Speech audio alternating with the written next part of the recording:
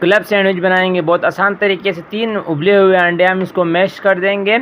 अब मैश किए हुए अंडों में नमक और काली मिर्च हाफ टी स्पून शामिल करेंगे और इन दोनों को मिक्स करेंगे अच्छी तरह।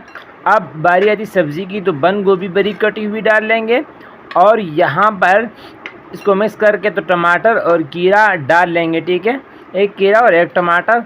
हम इन सब चीज़ों को अच्छी तरह मिक्स करेंगे और इनको मिक्स करके यहाँ पर इसमें मक्खन यानी बटर डाल लेंगे 1 चम्मच और मेयोनीज 2 टेबलस्पून से 3 टेबलस्पून शामिल करके मिक्स करेंगे। ये मसाला तैयार हो चुका है। ब्रेड ले लेंगे और उनकी साइडें काट लेंगे। साइडें काट के ये देखें इस तरह। तो अब इनको भरेंगे, तो यहाँ पर इसमें मसाला डाल के इसको फैला देंगे अच्छी तरह।